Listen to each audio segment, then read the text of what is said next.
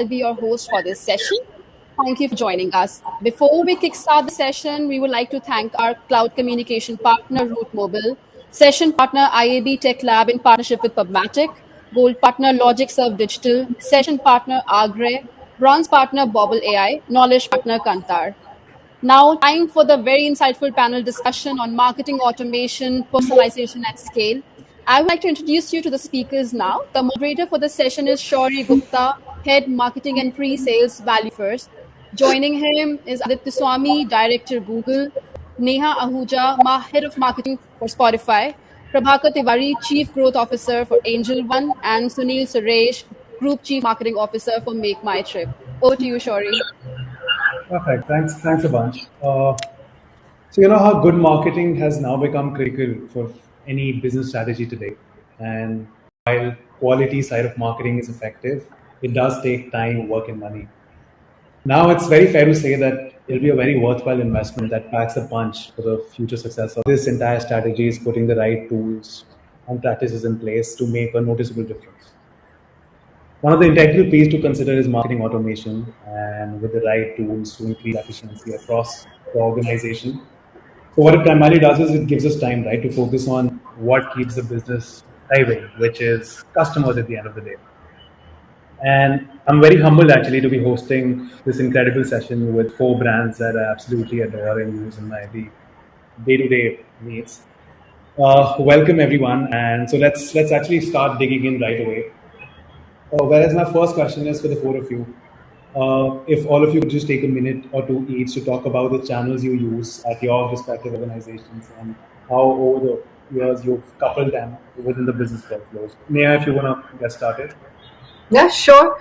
So I think, at Spotify, we believe or we live by two principles. One, that music is for everyone, right? And the other one is that no two people consume the same kind of music, right? I mean, your consumption from the artist to genre to, era will look very different from, the other 400 million people on the app. So no two people are the same, right? So, basis these two principles, we basically, layer the channels, into ways. One, there is always a mass channel because we feel music is for everyone and there is a need to reach out to everyone, where the message is a little bit more universal. But we also then make sure that we are talking one-on-one and there is personalization in the communication and the media channels that we then pick, right? So while there is a communication on what the streaming app is and how to use it, but there is also one-on-one communication that, hey, we know you like this artist, so this is for you. So it's a mix of mass media, but a lot of layering on personalized channels as well. How about you, PT? Yeah, so our business is simple. People are interested in stock market. They want to invest, and they open a Demat account with us. And thanks to COVID tailwinds, there's a huge momentum in that category. I mean, we ourselves are adding 500,000 customers almost every month, so that's a very large number. And our channels are all digital channels, barring referral channel where we also have a contact center person calling up customers and asking for referral. And majorly in paid channels, we use, of course, Google, Facebook, and multiple other channels. And because we have a marketing platform which has advanced analytics capability, which has got programmatic buying capabilities, we are also at a certain stage in CDP. We are able to orchestrate omni-channel campaigns, and we're able to personalize. However, there's a long way to go, and because in this business, it's critical for us to talk to people in their language, because tier 2, tier 3 customers, they are 90% of our overall per every month customer acquisition. So for those markets, it's important that we talk in vernacular language. We use imagery which appeal to their sensibilities, and also we kind of keep giving them content, and content, I mean, is an infinite content, to be honest. So how do we keep giving them content which is appropriate to their level of knowledge and interest? I think these are the kind of challenges with which we work with. Fair enough. Sunil, would you want to go now? Yeah, thanks, Chori. We do use lots of different channels. I mean, pretty much, all the sort of mass channels, including television and all of that. I mean, those are sort of the mass outreach kind of channels. And we also have channels that talk to customers one on one, right? So whether that's digital channels and programmatic and all of that, or including our internal sort of customer lifecycle management, loyalty platforms, and all of that. And a big area of focus for us is how do we get all of these channels to sort of converge and deliver messages that are relevant to each customer, because travel is a fairly complex use case, right? Depending on who you are, what you're trying to do, whom you're traveling with, your needs can actually vary quite dramatically. And therefore for us to understand what your need is likely to be at any point in time, and then make sure that all of our channels deliver that message to you is critical. And therefore there's a lot of work happening in bringing all of this together. Got it. Aditya, on to you. It's interesting hearing everyone talk about it from a brand owner's platform. Let me kind of give it a flip and talk about what is the purpose of our business at Google, right? It's like, how can we be helpful to everyone every day? And if you think about that as the goal, then there are several products that have over 1 billion users, a large user base, and you're getting so many user signals. Now, how can you use that to do what is the most effective advertising? If you go back in time, what is effective advertising hasn't changed, which is really the right message, right person, right time. The problem now is that matrix has got so many variables. Like, there are so many ways in which you can cut the audience.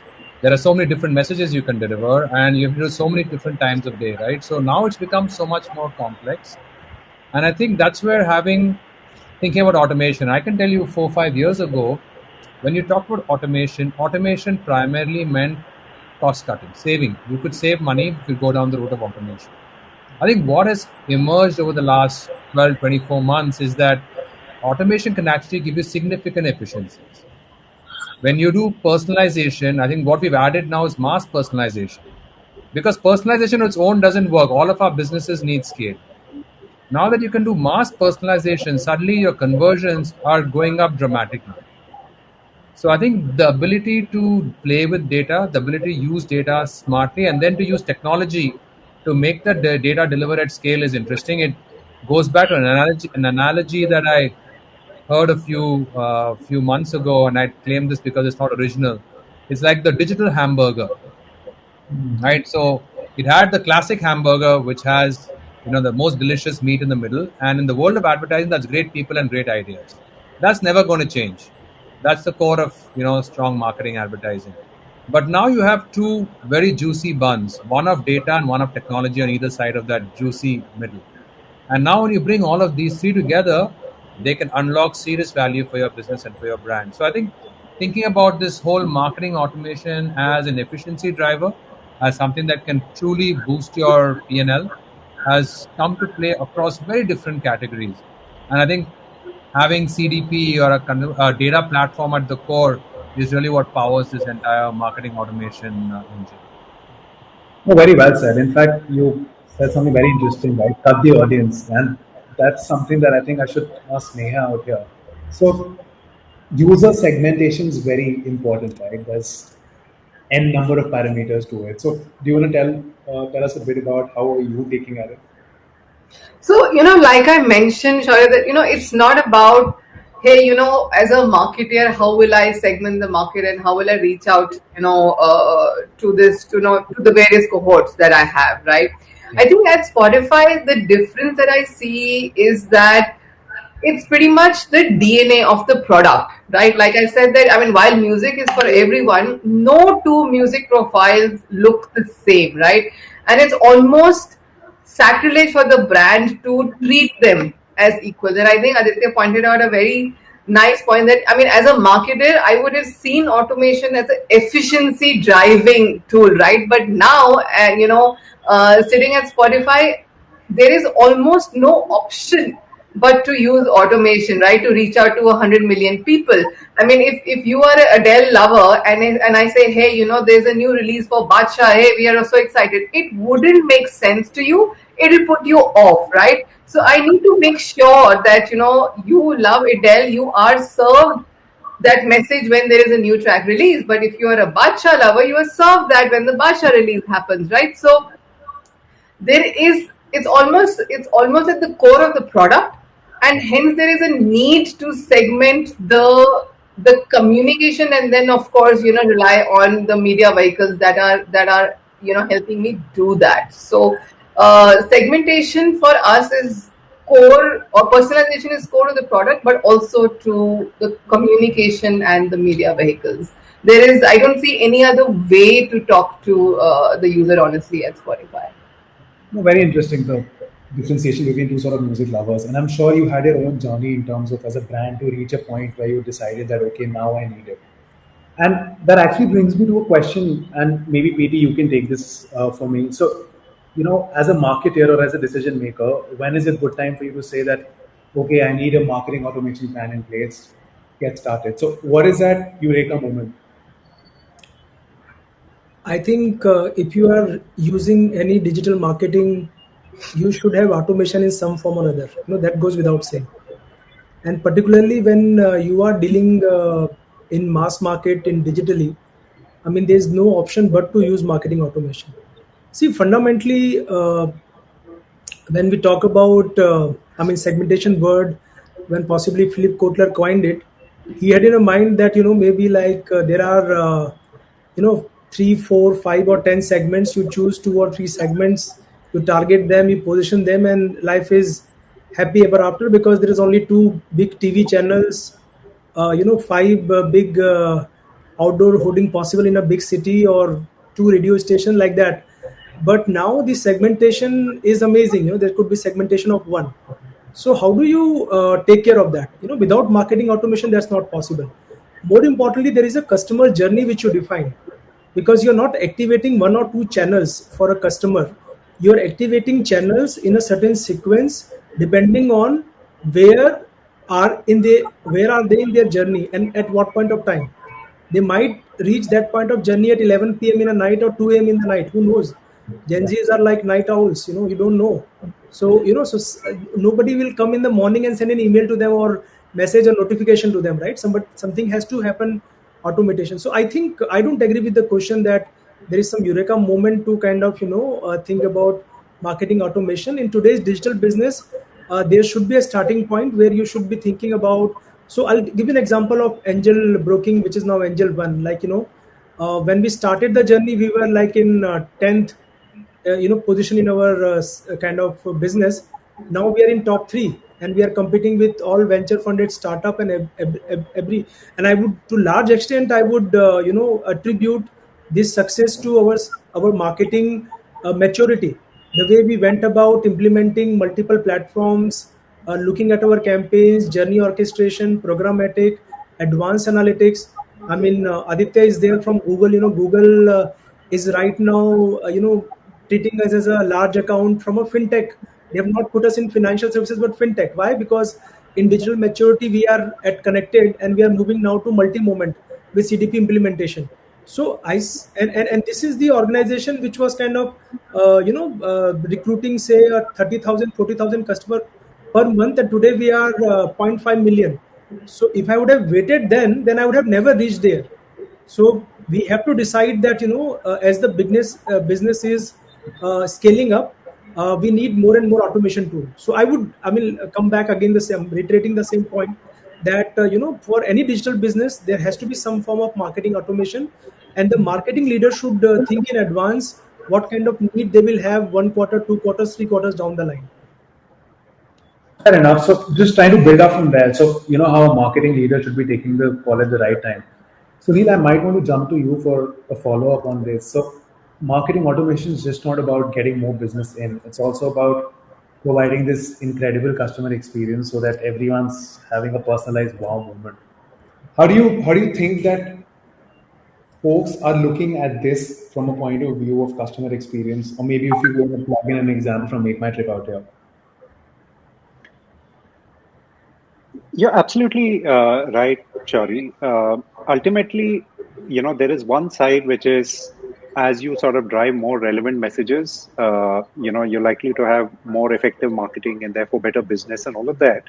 But the other side of it is actually the customer experience, right? And increasingly today, in this world of great startups, great innovation, where you can pretty much tap a button and do anything, what people are expecting is that the brand actually knows them, right, and knows them across touch points. So it's an expectation that you have, right? I mean, our business, of course, is an online business, but even within the online world, whether I come to you on an app or I come, through the M site or the desktop or through search or through wherever, it gets very frustrating if the experience is not sort of handed over from one point to the other.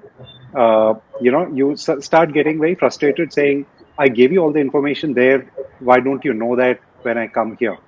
And certainly, I mean, if you're an omni-channel kind of a retailer or an offline, business, then that becomes even more challenging to sort of deliver that experience.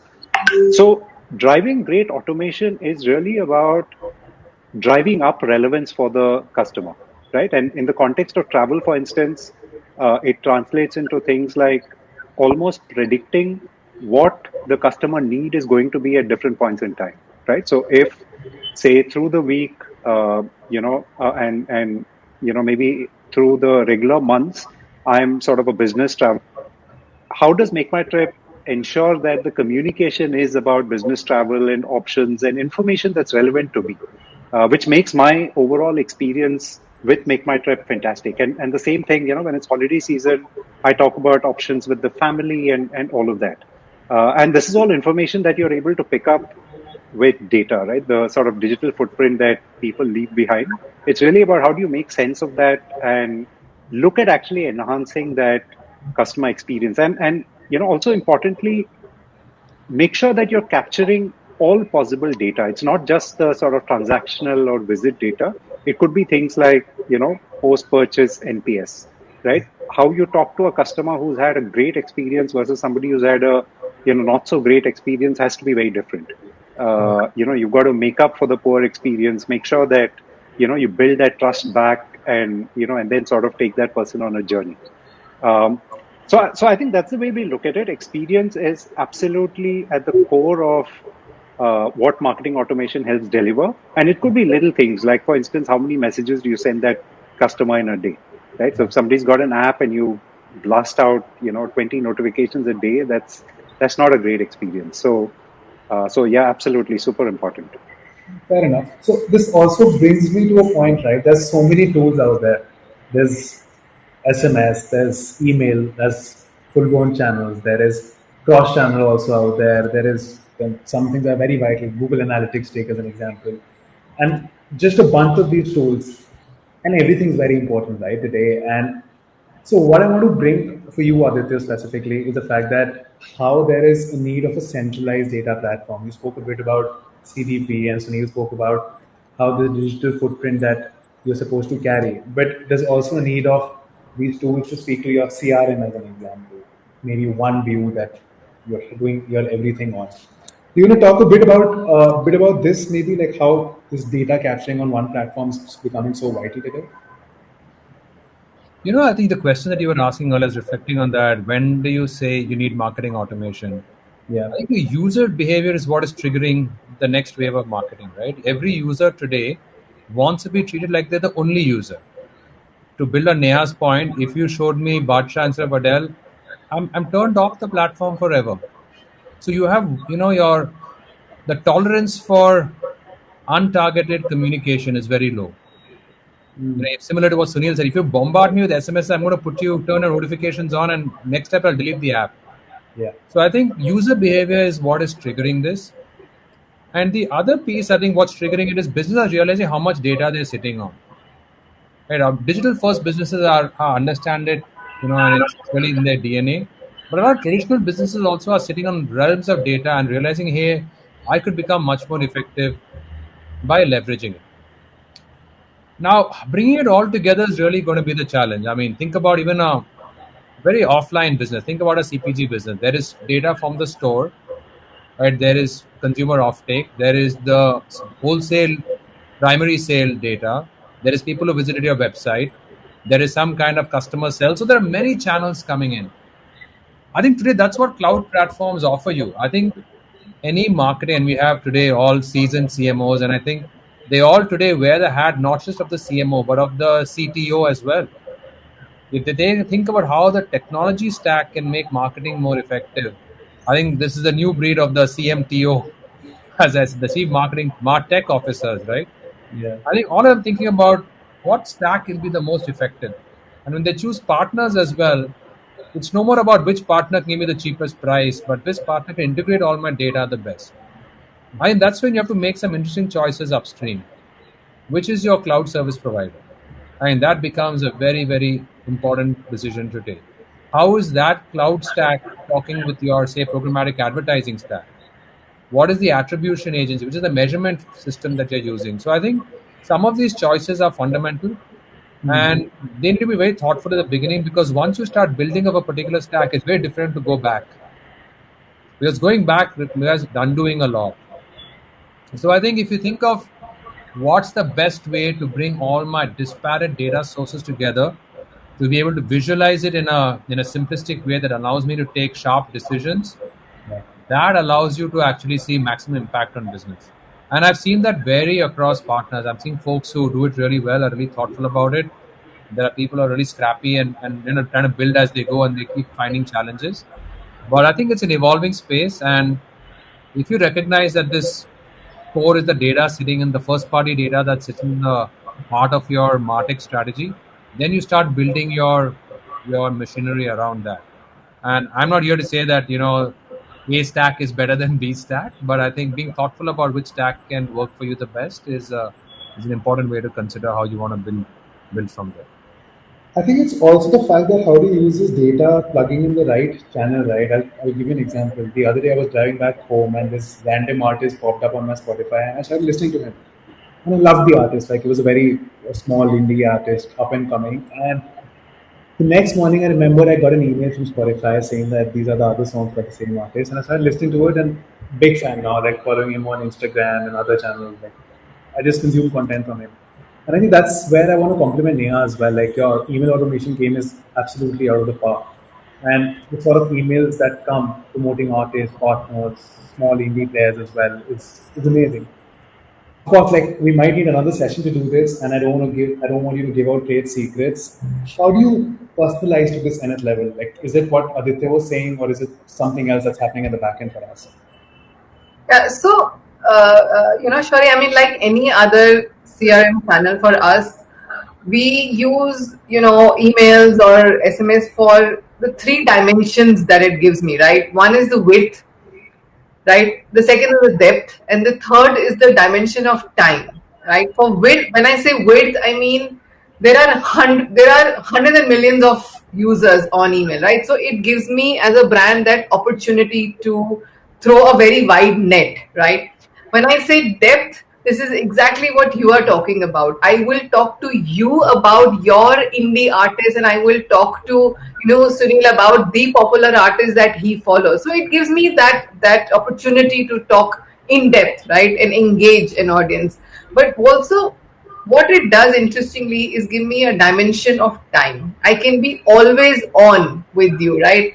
Today I know you heard an indie artist, Pratik Kuhat. I can serve you another indie artist, right? Tomorrow, if you're listening to Punjabi, hey, this guy looks like in the mood of Punjabi, and I can serve you a new Punjabi artist, right? So it gives me all the three dimensions for marketing, right? And I think you brought up a very interesting point. We use email marketing or SMS marketing for a couple of things. One, of course, is acquisition or filling top of the funnel.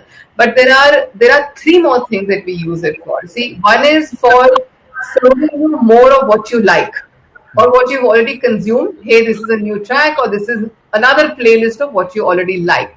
But the second and actually the most important thing is discoverability. So why people love Spotify is actually discoverability. You will be served stuff that you don't know exists, but we know that you will like. right? So there are people like you who, stream a certain kind of artist, but they also like the artist B a lot, right? So we will try and, serve you artist B, because we feel that, these are the two artists that a lot of people listen to, right? So there's a lot of discoverability that happens on Spotify, right?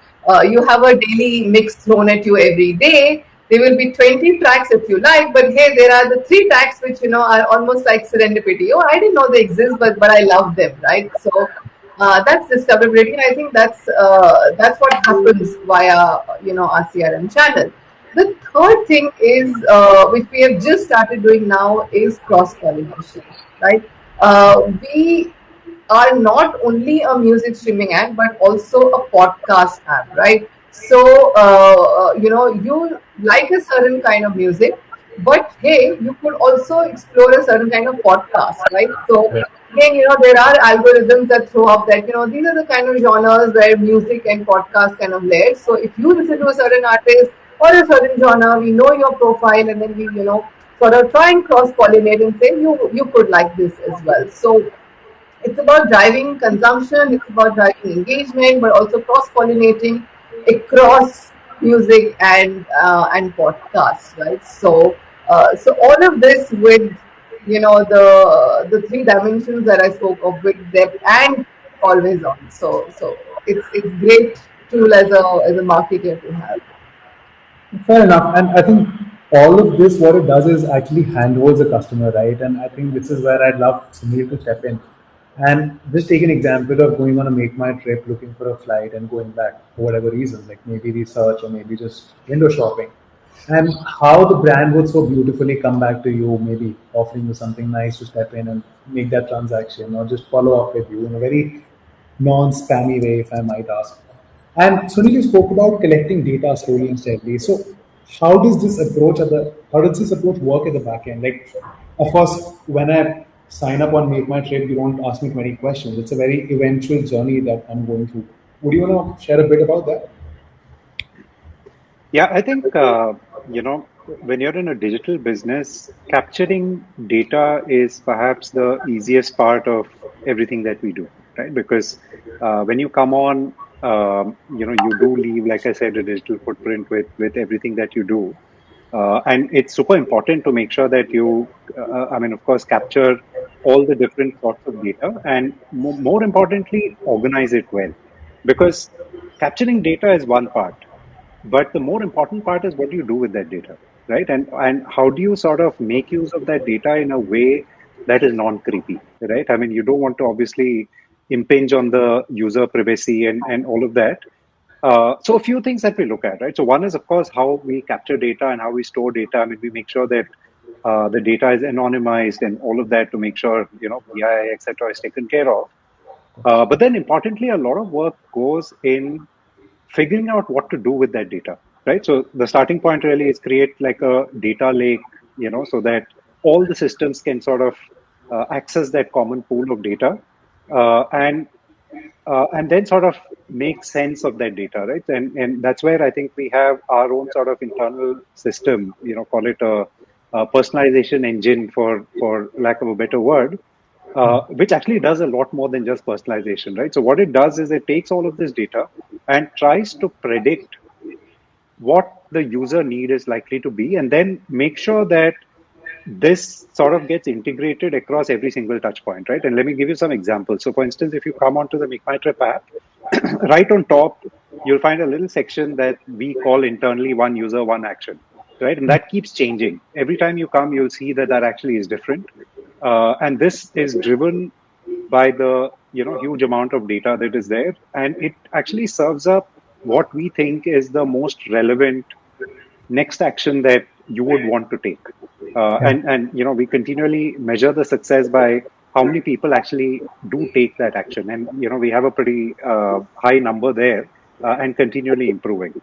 So whether, like I said, it's what kind of trip you're looking for, or information about an existing trip, or some other product that you may be wanting to buy, which effectively that you may be needing as part of completing sort of your trip experience.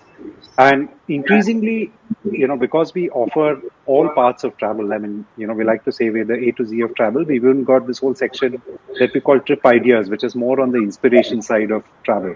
When you're not even thinking about travel, you just want to explore, figure out new places, discover, connect with other users. So even that sort of gets integrated into, the sort of one user, one action, and then gets communicated not just on app, but across all marketing channels. So I think what I'd just leave with is capture data, yes, absolutely, but more importantly, what do you do with that data? And I think that's incredibly hard and something that needs massive collaboration across the organization, from tech to product to marketing and even the business folks. Yeah. No, fair enough. And what do you do with the data is, I think, the biggest question that, as a marketing community, that we all try to solve in our respective organizations. And I think that that'll make me bring the next question to PT, specifically because the industry you're in, PT, it's very easy for dormant users to churn. And you also spoke about how you came from 10th position to the top three. And I'm sure getting these folks back was something that you went all out with respect to your marketing automation. Would you want to share a bit about how were you able to do that over the months? Yeah, sure. But let me start with some facts. So first of all, I mean, the customer flow is so much that we are not bothered about past so much. So I'm not saying we don't bother about people who are dormant. We're just saying that if you don't want to invest in stock market, I mean, we can't do much about it, to be honest. Yeah. But so one, I mean, 0.5 million customers on a monthly basis is a large number for us to support. And second, our uninstall rates are 30% lower than the category. So we look at the benchmark, so which is very, very good for a company like ours, which is continuously improving on tech. Now coming to the churning point, so we have a retention team, and our focus is that we have the cohorts of customer, and this cohort definition is not just time bound, but source of acquisition bound, past revenue signal bound, and multiple other parameters are there. So we ensure that we come out with a very customized incentive for these customers to kind of ask them to start using the app again, or just kind of go through certain educational element, so that they become conversant, because there are variety of segments in stock market, right? One is just buying a stock, that's a novice kind of mindset, what we call a novice segment. There's another segment which is an investor segment, where people invest for long term, and some of them do it regularly, some of them just do it kind of once in a while, and they just stay dormant, so we can't be bothering them because that's their investment style. And there's another piece which is trader, and trader are most profitable because they are the people who will invest in future and options. They will do intraday, they will do commodities, they will do currencies, and this is where we make revenues. So I mean, if they go dormant, then it's really a concern for us, because once you are a trader, then you are habituated to kind of trading, because many people do it as a form of their livelihood and earning. So there must be something that you have not found right, either in terms of our product or customer service. So we figure out a way to bring them back, to kind of get to understand what has gone wrong, and we try to recover that service ASAP. So fundamentally, these are the kind of retention strategies we have. Most of it is AI/ML driven. There's an engine, which works in thousands of segments, just to speak, because it is all system generated, and we try to retain and bring back, and bring down the churning as much as possible. Fair enough. That actually makes a lot of sense. Sorry for a little break in the middle. I'm also going to request the audience, if you have any questions, please feel free to use the Q&A window. I'll shoot out your questions to our panelists out here. So Prabhakar spoke about getting these users back, and Neha spoke about the bunch of channels, and you spoke about personalization. Aditya, my question is to you, because there are these channels we spoke about, right? New channels keep coming. But there are some developments that are like an enhancement to some channels. And I'm speaking about Google in specific out here. Look at the example of Google Verified SMS. Look at what you guys are trying to do with RCS. How do these channels start coming in, and how do you think they'll help marketers market better, if that's a way of putting it? I think we've been talking a lot about personalization, right? And using the data, making it very sharp. I think the flip side is how can we use technology to transform the consumer experience? Yeah. I'll give you an example. Last year, I bought a new car without having gone to the showroom, sitting in a test drive, nothing, just virtually. And I think the way you can now experience products through the layer of your phone, through a VR headset, through various senses coming to life is changing the way you can make consumers experience businesses. Chocolate brands are doing it, automobile brands are doing it, airlines are doing it. Yeah. So I think how can you think about using technology to delight customers? And I think with the phone in your hand and with the kind of smartphone penetration that we have, the kind of camera capability in low cost phones, you can really bring things to life for the audience, which makes them come deeper into your purchase funnel. So one way is thinking about how do you just, make sure you set the right message to the right person and keep it really sharp.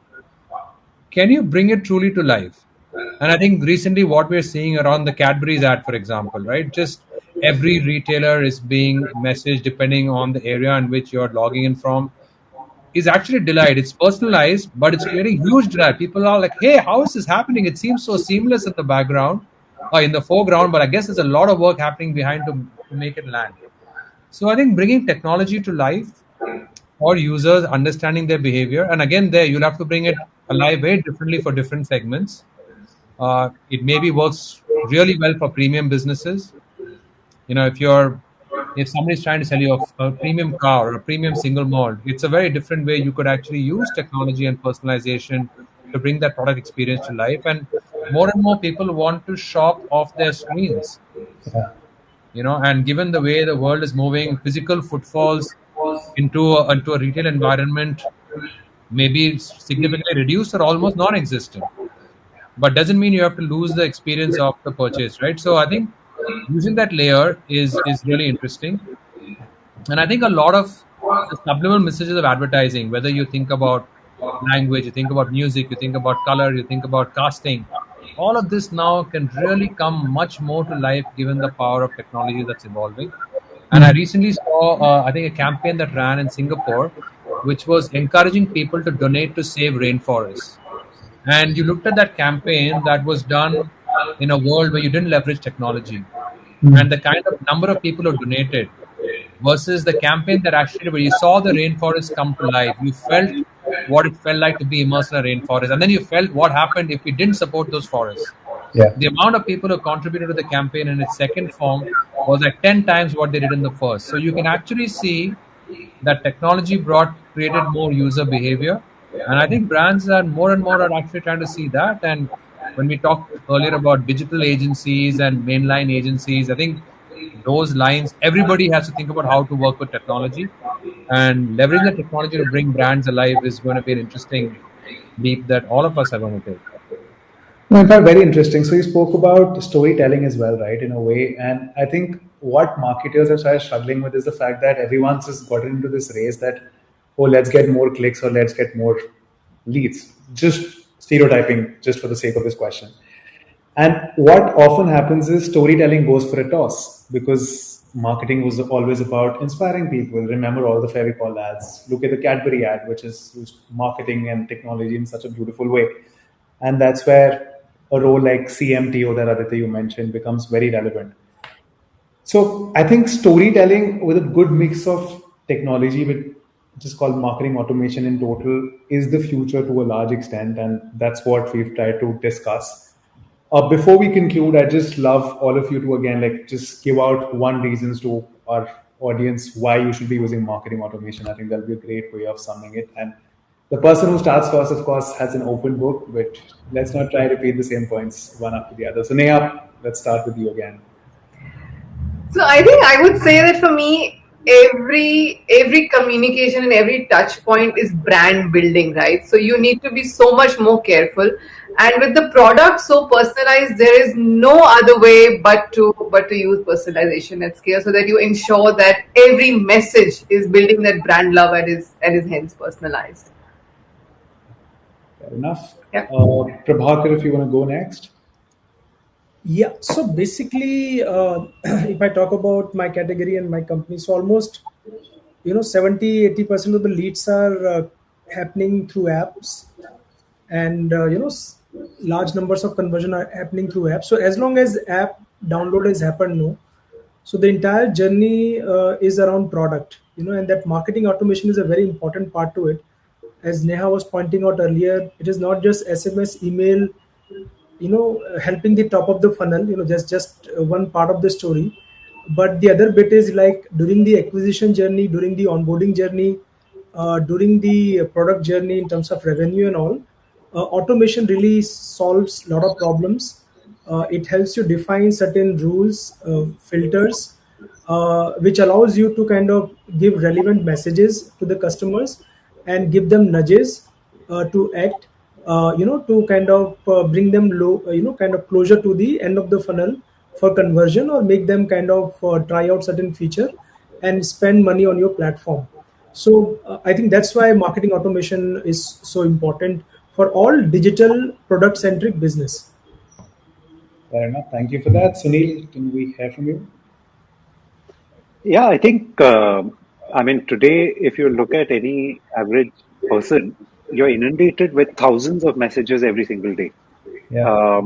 And you've got more choice than you've ever had, right? And I think in such an environment, I don't think you have an option but to sort of drive relevance. You need automation to stay relevant. And, I think relevance is everything as far as, growth and even survival is concerned. So for me, it's sort of essential. I will wrap this up on a lighter note, saying that everyone likes a personalized invitation to a party. If you're one of everybody, you're not going to land up at that party. But if you want people to show up at your door, you should send a personalized invitation, right? That's how we all react. So that, to me, is marketing automation. Thank you for summarizing this for me, actually, Aditya. That's exactly bang on. And I think marketing automation is no longer the future. It is the current. And if you haven't boarded the bus, please run into it right now. Thank you so much to all the four panelists. It's been a delight hosting you. I haven't seen much questions. I've used them in the question that I asked you from the audience. So I think that's a wrap up from our side. Thank you, everyone. Thank you. Thank you. Nice. Bye. Pleasure talking to you guys. Thanks, everyone. Thanks, Shauri. Bye-bye. Thank you so much for such an insightful session. It was actually, and it's, for me also, for understanding personalization. I think because email is something which we all are using very much in our day-to-day life or as an event organization as well. So thank you so much for everyone to giving us such a valuable time of yours. Thank you, Shauri, Aditya, Neha, Prabhakar, Sunil. I'm sure our audience had a lot of takeaways from it. And thank you to our partners and attendees who are here with us today. Stay tuned for our last session. We will see you all as well tomorrow. Thank you.